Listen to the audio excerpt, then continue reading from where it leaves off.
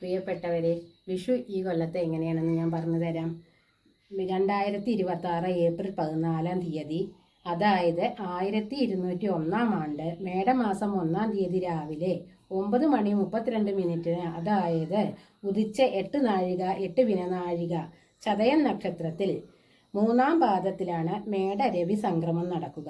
ഈ സംക്രമം നടക്കുന്നത് കുംഭക്കൂറിലാണ്. ഈ വിഷുവിന് ആരുടെ കയ്യിൽ നിന്ന് വിഷു കൈനീട്ടം വാങ്ങിയാലാണ് നമ്മളുടെ ദാരിദ്ര്യവും ബുദ്ധിമുട്ടൊക്കെ മാറി നമ്മൾ ഇന്ന് സമ്പന്നതയിൽ നിൽക്കുക എന്ന് പറഞ്ഞു തരാൻ കൂടിയാണ് അമ്മ ഇന്ന് വന്നിരിക്കുന്നത്.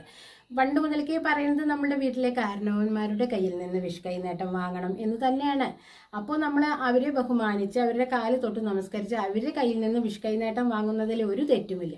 പക്ഷെ നമ്മളുടെ വീട്ടിലെ ചില നാളുകാരിൽ നിന്ന് വാങ്ങിയാൽ നമുക്ക് കൂടുതൽ നന്ന്. അപ്പോൾ നമ്മൾ അതൊന്ന് നോക്കണം. നിങ്ങളുടെ വീട്ടിൽ ഈ നാളുകാർ ആരെങ്കിലും ഉണ്ടോ എന്ന്. എങ്കിൽ ആദ്യം അവരുടെ കയ്യിൽ നിന്ന് നമ്മൾ വിഷു കൈനീട്ടം വാങ്ങുക. എന്നിട്ട് എല്ലാവരും കാരണവന്മാരുടെ കയ്യിൽ നിന്ന് വാങ്ങിക്കോളൂ. ചിലപ്പോൾ നമ്മുടെ അമ്മയുടെ നാൾ തന്നെ ആയിരിക്കും ഈ പറയുന്ന നാള്, അല്ലെങ്കിൽ അച്ഛൻ്റെ ആയിരിക്കും. അപ്പോൾ നിങ്ങൾ ആദ്യം വാങ്ങാൻ ഏറ്റവും നല്ലത് ഏറ്റവും നല്ല നാളെന്ന് തന്നെയല്ലേ. അപ്പോൾ അതൊന്ന് നമുക്ക് നോക്കാം. പുണർദം, പൂരോരുട്ടാതി, വിശാഖം, അനിഴം, ഇങ്ങനെ 4 നാളുകാർ നിങ്ങളുടെ വീട്ടിലുണ്ടെങ്കിൽ അവരുടെ കയ്യിൽ നിന്ന് നിങ്ങൾ ആദ്യം വിഷു കൈനീട്ടം വാങ്ങണം.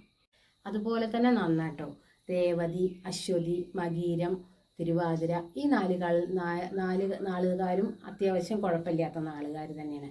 ഇവരും നമ്മുടെ വീട്ടിലുണ്ടെങ്കിൽ അവരിൽ നിന്ന് നമുക്ക് ഇതേപോലെ തന്നെ കൈനീട്ടം ആദ്യം വാങ്ങുന്നതാണ്. അപ്പോൾ ഈ 8 നാളുകാർ ഇല്ലാത്തവർ കാരണവന്മാരിൽ നിന്ന് കൈനീട്ടം വാങ്ങാം.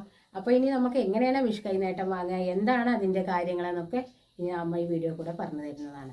അപ്പോൾ ഏപ്രിൽ 14 9:32 നമ്മളുടെ സംക്രമം നടക്കുന്നത്. അത് കാരണമാണ് വിഷു 2 പക്ഷം വരുന്നത്. അപ്പോൾ 15 തന്നെയാണ് നമ്മളുടെ വിഷു കൈനീട്ടം വാങ്ങാൻ നമ്മൾ പ്രകാശത്തിന് നല്ലത്.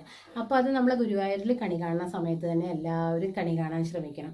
അത് ഗുരുവായൂരിൽ ഈ വർഷം കണി കാണുന്നത് 2:45 മുതൽ 3:45 വരെയാണ് സമയം. ആ സമയത്ത് നമ്മളെല്ലാവരും ഒരു പ്രത്യേക കാര്യമുണ്ട് മക്കളെ, ഒരിക്കലും നമ്മൾ രാവിലെ എണീറ്റ് കണി ഒരുക്കരുത്. ദുർലഭം ചില ആളുകളുണ്ട് കേട്ടോ, രാവിലെ എണീറ്റ് കണി ഒരുക്കും. അത് ചെയ്യരുത്. നമ്മളെപ്പോഴും തലേ ദിവസം തന്നെ എല്ലാ കാര്യങ്ങളും ഒരുക്കി വെക്കണം. എന്നിട്ട് നമ്മൾ വിഷു ഭഗവാനെ കണ്ട അതേ സമയം തന്നെ നമ്മൾ കാരണവന്മാരിൽ നിന്ന് വിഷു കൈനീട്ടം വാങ്ങേണ്ടതാണ്. അപ്പോൾ ഞാൻ ഈ പറഞ്ഞ 8 നാളുകാർ വീട്ടിലുണ്ടെങ്കിൽ നിങ്ങൾ അവരിൽ നിന്ന് കൈനീട്ടം വാങ്ങണം. അത് ഏറ്റവും ഉത്തമമാണ്. അത് വിചാരിച്ചിട്ട് നമ്മളെ കാരണവന്മാരാണ് പണ്ട് മുതൽക്ക് നമുക്ക് കൈനീട്ടം അല്ലേ. ഇപ്പോൾ തുടങ്ങിയതാണ് നാളിൻ്റെയൊക്കെ. അന്നും അവർക്ക് വിവരമുണ്ട്. അന്നും ഓല ഒരു നമ്മളുടെ വീട്ടിലൊക്കെ വിഷു വരവ് അങ്ങനെ എത്ര വർഷം എന്താണെന്നൊക്കെ എഴുതാൻ ഒരു ഓലയും കൊണ്ട് വരുന്ന ആളുണ്ടാവും അല്ലേ, ഒരു പണിക്കരെന്ന് നമ്മൾ പറയണം നാട്ടാചാരപ്രകാരം.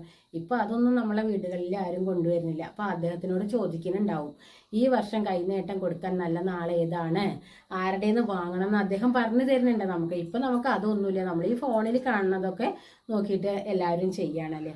അപ്പം ഞാൻ ഈ പറഞ്ഞ 8 നാളുകാരിൽ നിന്ന് തന്നെ നിങ്ങൾ വാങ്ങാൻ ശ്രമിക്കുക. നമ്മളെ വീട്ടിൽ ആരെങ്കിലും ഉണ്ടാവും. 27 നാളിൽ പെടണമെന്നവർ തന്നെയല്ലേ നമ്മളൊക്കെ. അതിലത്തെ ഏറ്റവും നല്ല നാളാണല്ലോ ഞാൻ പറഞ്ഞത്.